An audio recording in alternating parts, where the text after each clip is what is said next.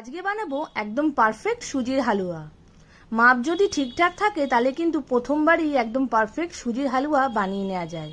তাহলে চলুন কিভাবে বানাচ্ছি দেখে নিই। তার আগে বলি, আমি মৌমিতা, আমার স্বাদের সন্ধান কুকিং চ্যানেলে আপনাদের সবাইকে স্বাগত। প্রথমে একটা কড়াই নিয়ে তার মধ্যে 2 টেবিল স্পুন ঘি দিলাম। এবার এর মধ্যে বেশ কয়েকটা কাজু আর আমন্ড দিয়ে একটু ফ্রাই করে নেব।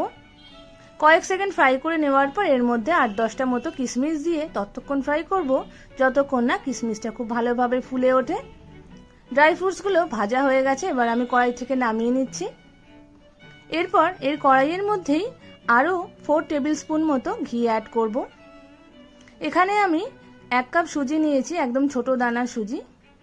1 কাপ সুজির জন্য 1/4 কাপ ঘি কিন্তু আমি এখানে দেব। সুজিটা এবার ঘিয়ের মধ্যে খুব ভালো করে ফ্রাই করে নিতে হবে যতক্ষণ না কালারটা একদম বাদামি হয়ে যাচ্ছে। সুজিটা যখন কিছুক্ষণ একটু ফ্রাই হয়ে যাবে তখন এর মধ্যে আমি 1 টেবিল স্পুন মতো বেসন অ্যাড করব। এতে কিন্তু সুজিটা একদম পারফেক্ট সুজির হালুয়াটা রেডি হবে। এদিকে যখন সুজিটা ফ্রাই হচ্ছে, অন্যদিকে আমি চিনি শিরাটা বানিয়ে নিচ্ছি। তার জন্য একটা বাটির মধ্যে ঠিক যতটা পরিমাণ সুজি নিয়েছি, মানে 1 কাপ, ঠিক ততটা পরিমাণই চিনি দেব। আর 1 কাপ চিনির জন্য দেব সেই কাপেরই 3 কাপ জল। মাপটা কিন্তু একদম ঠিকঠাক দিতে হবে। এর মধ্যে বেশ কয়েকটা জাফরান দিয়ে দিলাম। আপনারা চাইলে কিন্তু জাফরানটা অ্যাভয়েডও করতে পারেন, তবে জাফরান দিলে কালারটা খুব সুন্দর আসে আর একটা ভালো ফ্লেভারও আসে।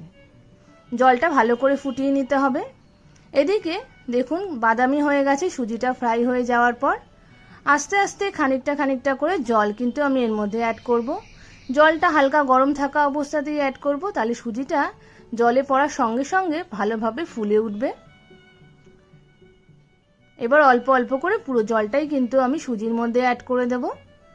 মানে 1 কাপ সুজি, তার জন্য 1 কাপ চিনি আর 3 কাপ জল, আর দেব 1/4 কাপ ঘি। সুজিটা যখন একটু ভালো করে ফুটে আসবে এর মধ্যে যে ড্রাই ফ্রুটসগুলো ভেজে রেখেছিলাম সেগুলো টুকরো করে রেখেছি, সেই ড্রাই ফ্রুটসগুলো দিয়ে দিচ্ছি। সঙ্গে দেব ছোট চামচের 1/2 চামচ এলাচের গুঁড়ো। এবার ততক্ষণ নাড়াচাড়া করে নেব যতক্ষণ না সুজিটা একদম জলটাকে সোপ করে শুকনো শুকনো হয়ে আসে। এই অবস্থায় আমি এর মধ্যে বড় চামচের 2 চামচ ঘি, মানে বাদবাকি ঘি পুরোটাই দিয়ে দিলাম। দেখুন একদম পারফেক্ট কিন্তু সুজির হালুয়া রেডি হয়ে গেছে। দেখতেও সুন্দর লাগছে আর দারুণ সুন্দর একটা গন্ধ বেরিয়েছে। এবার সার্ভিং বোলে ঢেলে নিচ্ছি। আপনারা অবশ্যই বাড়িতে এইভাবে বানিয়ে আমাকে কমেন্ট বক্সে জানাবেন কেমন হয়েছে। আমার রান্না ভালো লাগলে আমার চ্যানেলটাকে লাইক, শেয়ার এবং সাবস্ক্রাইব করবেন। বেল আইকন ক্লিক করতে একদম ভুলবেন না। ওপর থেকে ড্রাই ফ্রুটস ছড়িয়ে সুন্দর করে পরিবেশন করলাম। এবার টেস্ট করে বলবো কেমন হয়েছে। খেতে কিন্তু দুর্দান্ত হয়েছিল। আজকের মতো এই অবধি, আসবো অন্য কোনো রান্না নিয়ে। ততদিনের জন্য নমস্কার।